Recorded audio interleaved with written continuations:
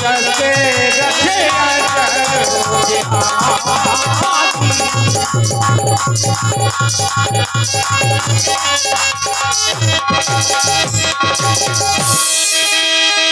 ऋतु के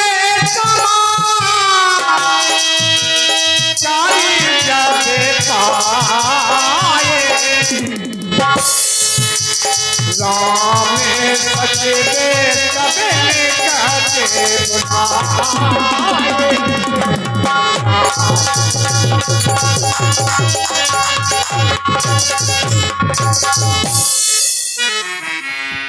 धन्य है ऐसे पावन ग्राम के लिए जिस ग्राम ने समस्त ग्रामवासियों के सौजन्य से ये धर्म का अनुष्ठान रखा, या हम यूं कह दें इस भूमि को पावन बनाया है, इस भूमि को स्वर्ग बना दिया। अब प्रश्न खड़ा होता है, यदि ये भूमि स्वर्ग बन गई तो क्या यहाँ देवताओं का आगमन होगा? इसमें कोई संदेह नहीं है। ब्राह्मणों ने वेद मंत्रों का उच्चारण करके प्रथम दिवस ही सभी देवताओं का आह्वान किया। सभी देव इस पावन भूमि में उपस्थित हो गए। और यहां तक नहीं, जब ऐसा देखा कि समस्त देव इस ग्राम में आ गए हैं तो ग्रामवासियों ने बड़ी ही कला कौशल से सभी जगह ये साज सज्जा, ये किसी विशेष कलाकार की कलाकारी, तोरण पताके, बंधन वारे देव स्वागत के लिए समस्त ग्रामवासी तत्पर रहे। तो क्या ये स्वर्ग नहीं है? यही तो स्वर्ग है, वो यही नरक है। जब आपने ऐसा किया तो रात्रि में परमात्मा श्री राम जी की पावन लीला का भी आपने समय लिया। तो आपको उन्हीं देवताओं की कृपा से, देवताओं के अधिपति, अखिल कोट ब्रह्मांड के नायक, चराचर विश्व के स्वामी, जन जन के हृदयांतर में वास करने वाले, रोम रोम में रमने वाले शांत स्वरूपा श्री राम जी की लीला का दर्शन आपको मिल रहा है। ये साधारण बात नहीं है। जो प्राणी यदि इसे साधन लेंगे तो हमें ऐसा लगता है वो कुछ जानते नहीं है, वो मूर्खों की संज्ञा में चले जाएंगे। जहां रामलीला होती है या संत भागवत इत्यादि महापुरुष सभी बसेरा ले, ऐसे पावन ग्राम की ये चौकी हनुमान। जब ऐसा हो जाता है तो श्री राम जी का आदेश है, हनुमान जहां धार्मिक अनुष्ठान हो या हमारे नाम की कोई चर्चा हो तुम्हें पहुंचना अति आवश्यक है। मैंने कहा प्रभु ये तो हमारा सौभाग्य है, रामचरित्र सुनने को रसिया, ये राम लखन सीता ये तो हृदय में धारण किए हमने। श्री राम जी के सिवा हमारा ध्यान, हमारा चित्त, हमारा मन अन्यत्र नहीं जाता है। यदि आप राम जी का चरित्र देखेंगे, अब जो ध्वनि प्रसारण यंत्र जो चल रहा है, प्रत्येक के श्रवणों में ये मधुर आवाज प्रविष्ट हो रही है या मधुर वाणी का आप चैन ले रहे हैं, ये साधारण यंत्र नहीं है, बड़ा विशाल यंत्र है। इधर देखो ये गंधर्व बैठे हैं, वेद व्यासी इस महाकाव्य का भी पठन पाठन कर रहे हैं। ये महाग्रंथ आपके सामने। और बाईं ओर देखा जाए तो इस मंच की सारी व्यवस्था को संभाले इन्होंने इतना त्याग किया है, पूरी रात तपस्या कर रहे हैं। इनका कंठ कुंठित हो गया है, वाणी अवरुद्ध हो गई है। राम कार्य में कुछ भी हो जाए प्राणी को पीछे नहीं हटना चाहिए। अत्यधिक समय न लेते हुए मैं तो चाहता था दो शब्द नहीं, इतने शब्द बोले जाए कि प्रत्येक जगह, प्रत्येक प्राणी के हृदय में धर्म की स्थापना करने की भावना जागृत हो जाए। यही वो पावन ग्राम है जहां नित्य प्रति धर्म की चर्चा के सिवा दूसरा कोई कार्य ही नहीं है, तभी तो ये धनवान है। जहां धर्म है वहीं धनवान है। वो धनवान बनाने वाला कौन? मंगल देने वाला कौन? मंगलदाता राम श्री राम।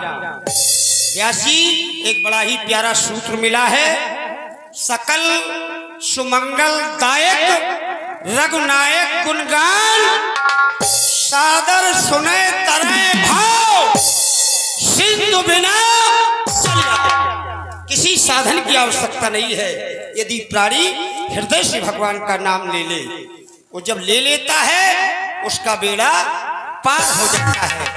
किसी महामनीषी ने कहा है, बड़ी सूक्ति लिखी है, वो क्या है?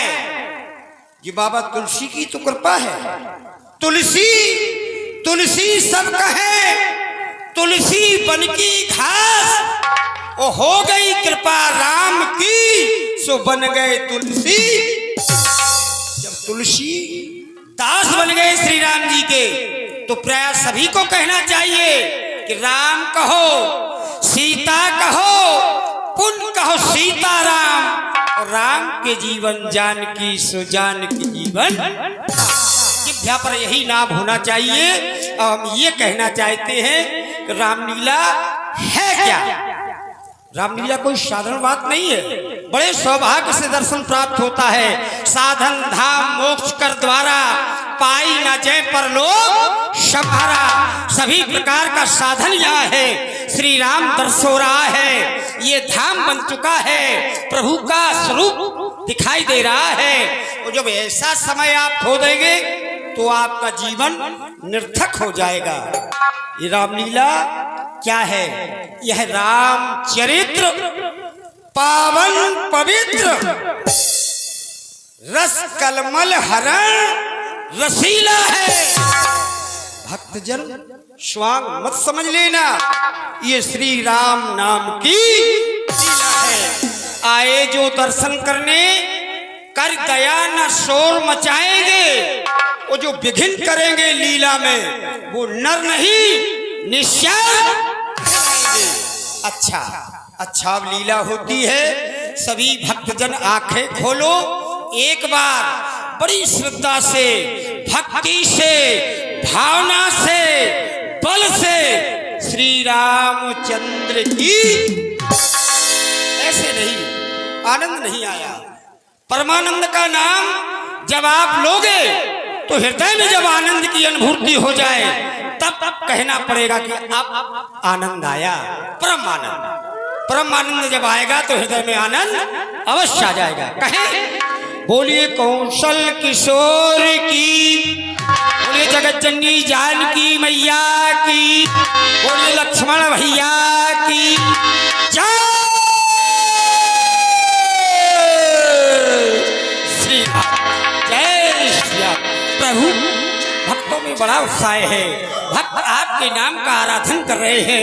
ऐसा लगता है मानो ये पत्थर की तरह हो चुके हैं, इन्हें कोई प्रयोजन नहीं, ये माया से भी दूर है। मायापति के समक्ष ही आए हैं। जैसा आपका आदेश, जैसी आपकी आज्ञा, सेवक आपके श्री चरणों में निवेदन करना चाहता हूँ। भक्तों के साथ आप कहें, क्या कहना चाहते हैं? लंका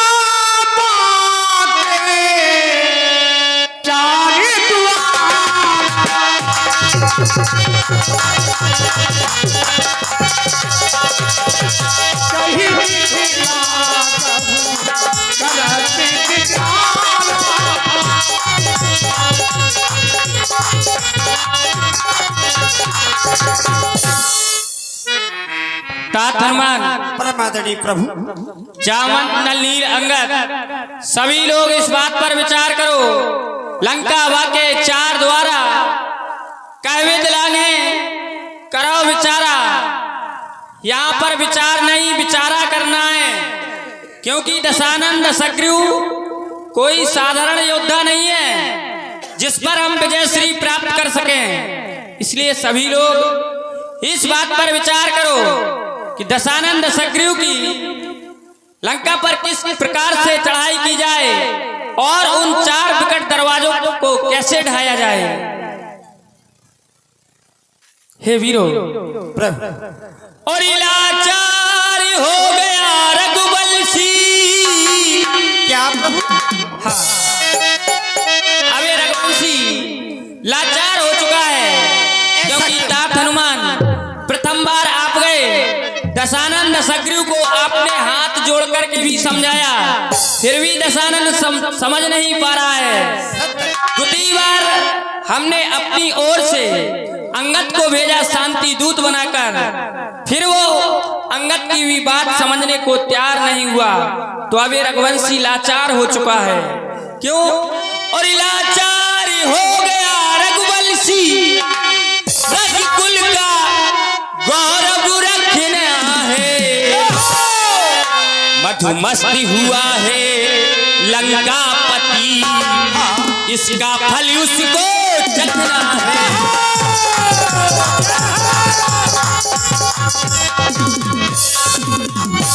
कह करके हर हर महादेव, अब आगे को बढ़ जाओ वीरो, इंसाफ धर्म और इज्जत पर कट जाओ और मर जाओ वीरो।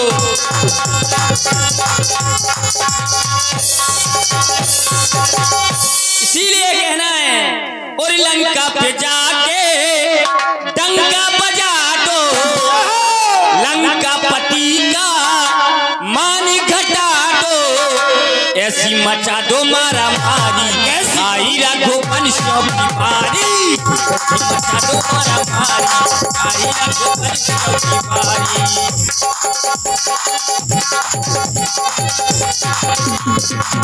लंका पे जाके डंका बजा दो, लंका पे जाके डंका बजा दो, लंकापति का मान घटा दो, ऐसी मचा दो मारा मारी, आई रघुवंश की बारी।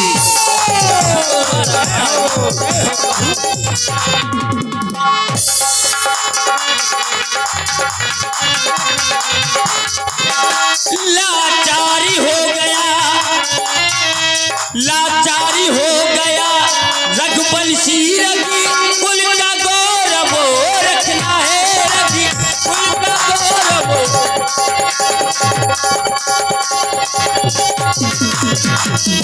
मधु मस्ती हुआ है, मधु मस्ती हुआ है, लंकापति का फल उसको चखना है।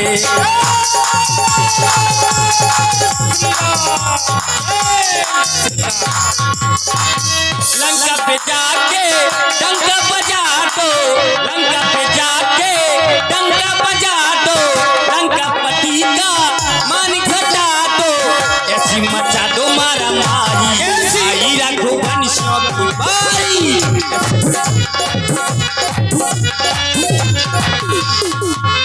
तात हनुमान, आप ही बतलाइए किस प्रकार से उसके चार विकट दरवाजों को ढाया जाए। परम आदरणीय प्रभु, आज विचार कितने आप भक्त वत्सल है प्रभु, धन्य है आपके लिए। आपका ये स्वभाव, आपकी ये आदर्शता कितनी महान है। रिप के समाचार जब पाए तो राम सचिव सब निकट, आपने सभी को बुला लिया। ओ बानर भालू, जो भी यत्र तत्र सर्वत्र फैले हो, वो कहीं नहीं हमारे समीप आ जाओ। जब ऐसा सभी ने सुना तो आपके सानिध्य में सभी वानर आ गए। जितने भी महान योद्धा हैं वो आपके चरणों के समीप आ गए। तो आपने कहा कि आज एक आपातकालीन बैठक है, उसमें विचार ये करना है, सभी को मत देना है, किसका क्या मत है, किसका क्या विचार है, वो विचार से कार्य करना चाहिए। ये सिद्धांत कहता है कि बिना विचारे जो करे सो पाछे पछताए, और काम बिगाड़े आपनो जग में हो हंसी के पात्र नहीं। विचार से कार्य करोगे, कार्य में सफलता मिलेगी। वो बिना विचारे कार्य कर दोगे तो सफलता भी नहीं मिल सकती है, असफल भी हो जाओ। तो आपने जब सुना कि लंका बाके चार द्वारा कहीं भी लागिए, कहिए विचारा। बात यह है इस पर विचार ये करना है किस प्रकार से ऐसी पंक्तियां बनाई जाए, ऐसी टोलियां बनाई जाए जिससे रावण के जो 4 विकट दरवाजे हैं, लंका में साधारण दरवाजे नहीं, केवल प्रभु आपने सुना है, वो हनुमान ने तो देखा भी है। लंका का निरीक्षण हनुमान ने किया है। यहाँ तक नहीं, मंदिर मंदिर प्रतिकर शोधा देखे जहते अग्नि, सारा निरीक्षण हनुमान ने किया है। बताओ, जिसने सुना हो, वो जिसने देखा हो, वो ये देखा, वो भी देखा जिसके लिए मैं गया था, जिसके लिए मैं गया था, वो माँ मैथिली का दर्शन करने के लिए। धन्य है मेरी माँ मैथिली, मुझे दर्शन भी दिया और हनुमान के द्वारा कुछ प्रदर्शन भी लंका में हुआ। अवस्था ये मैंने बताया नहीं है, अब आप कुछ भी कह सकते हैं, या मैंने अपने ही स्वभाव से ये कार्य किया, या आपकी भी आज्ञा थी जो मैं करके आया हूं। ये तो मैंने पहले ही कह दिया आपने कि विनती करो जोर कर रावण, वो सुनो मान तज मोर सिखावन। इतना कहा मान तुम लीजो, और मोरे कहे जानकी, मेरे कहने से माता जानकी को वापस कर दो। होगा क्या, राम चरण पंकज और धरहु, लंका अचल राज तुम। यदि राम जी के चरणों में हृदय में रख लोगे, माता जानकी को ससम्मान वापस कर दोगे, तो तुम्हारा अहित नहीं होगा, यही कार्य समाप्त हो जाएगा, शत्रुता मिट जाएगी, लड़ाई द्वंद्व कुछ नहीं होगा, श्री राम जी क्षमा कर देंगे। प्रभु, जब इतना सब कुछ कहा गया, राजनीति के 4 अंगों को लेकर के 4 वीरों ने रावण को समझाया।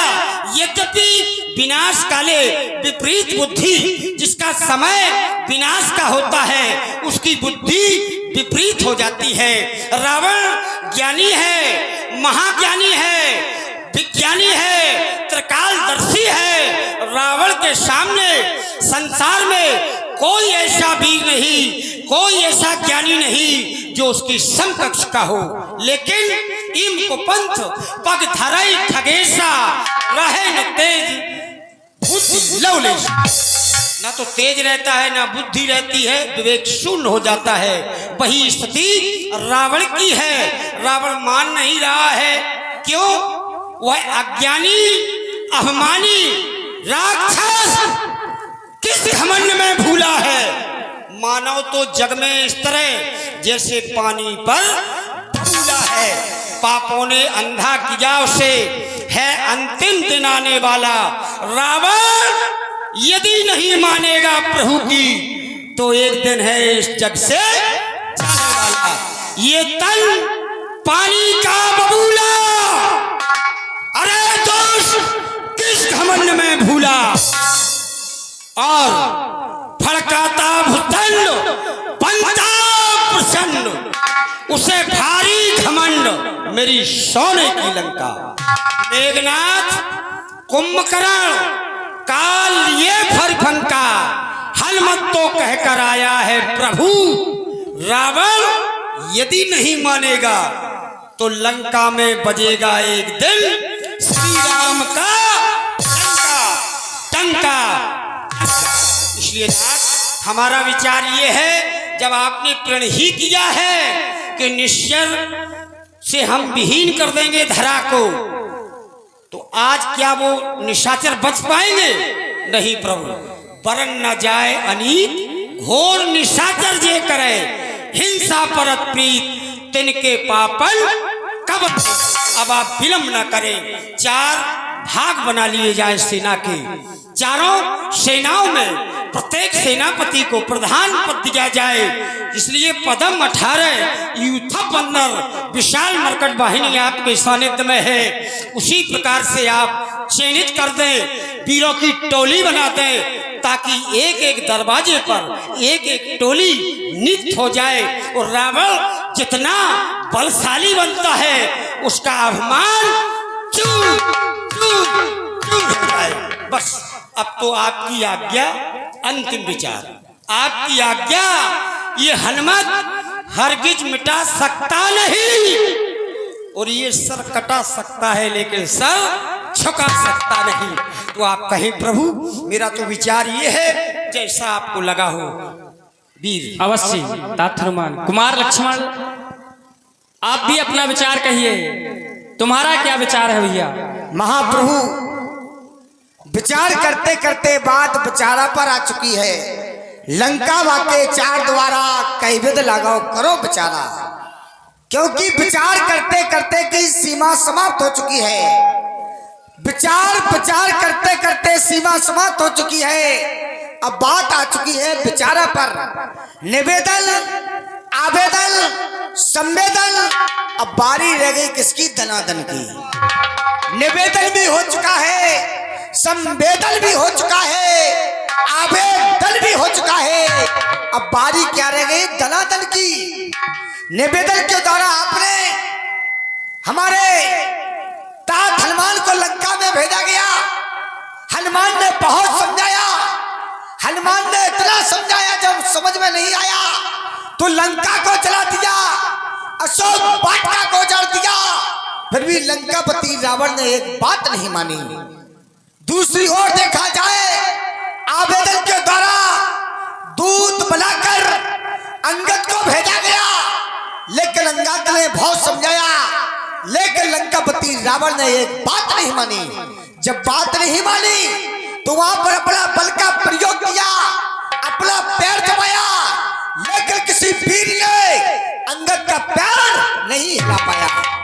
निवेदन, आवेदन, संवेदन के द्वारा हमारे द्वारा पत्रिका भेजी गई। जब उस पत्रिका को ठुकरा दिया, जब भी उसने नहीं माना, जब निवेदन हो गया, आवेदन हो गया, संवेदन हो गया, अब तो दनादन की बारी है। अब हमारा भी यही विचार है कि लंका पर डंका बच के ही रहेगा।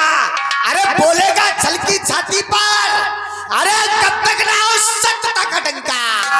अरे लंका में आग बजा दूंगा, आर्य का डंका, आर्य का डंका। ये रावण तूने कपट रूप धरकर, ये रावण तूने कपट रूप धरकर ये सीता माँ का हरण किया। अरे तू ही बतलाएगा ये कैसा धर्म आचरण किया, कैसा ही अधर्म आचरण किया। रावण, आज तू मरने ही वाला है। तूने छल कपट से माता जानकी का हरण किया। अगर तेरे भुजाओं में ये बल होता तो लक्ष्मण के सामने माता जानकी का हरण किया। उसी समय ये लक्ष्मण अपनी वीर का बता देता, वीर का बता देता। हे नाथ, हमारा तो विचार ही है, अब तो दनादन होने दो, लंका पर डंका बजने दो, डंका बजने दो। अवश्य भैया लक्ष्मण, ऐसा ही होगा। और हमारा विचार तो यह है, हमारी वानर दल की 4 टुकड़ियां नहीं बल्कि 5 टुकड़ियां बनाई जाएं। क्यों? क्योंकि कहा गया है, जानी जाए न निशाचर माया। कहीं ऐसा ना हो, कहीं और भी रास्ते से हमारी सेना पर वो आक्रमण कर दें। इसलिए हमारी एक सेना उनसे मायावान निशाचरों से संग्राम करने के लिए तैयार रहेगी। जाइए तात हनुमान, सभी वानर वीरों को आज्ञा दो और लंका के 4 विकट दरवाजों पर आक्रमण कर दो। प्रभु, निवेदन है, देखिए ये तो प्रारंभ होगा। जब आपका आदेश है, आपकी आज्ञा हो चुकी है, तो ये तो सुनिश्चित है कि अब युद्ध रुकने वाला नहीं है, क्योंकि आपकी आज्ञा नहीं थी, सब विवश थे। आप ही कह रहे थे लाचार हो गया रघुवंशी, रकुल का गौरव रखना है, और मदमस्त हुआ है वह रावण, उसका फल उसको चखना है। इसलिए निवेदन ये है, जब युद्ध होगा तो ना जाने कितने निशाचर मारे जाएंगे, कितनी माताओं की गोदी के लाल उजड़ जाएंगे, कितनी महिलाओं का सिंदूर मिट जाएगा।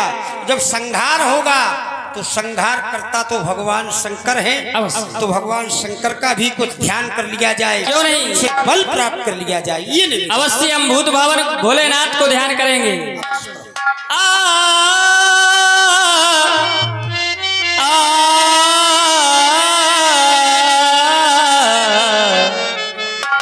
और सियोनाती तेरी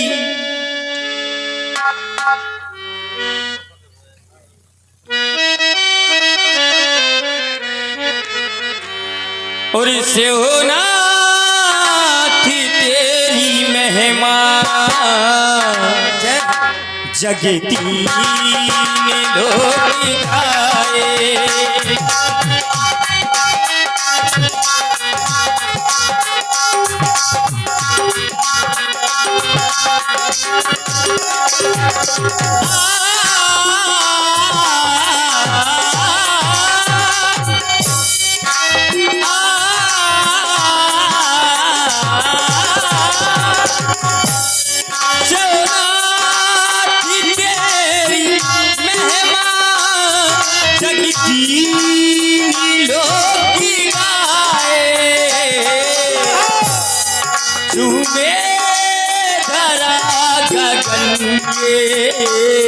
झूमे धरा गगनिए झूमे धरा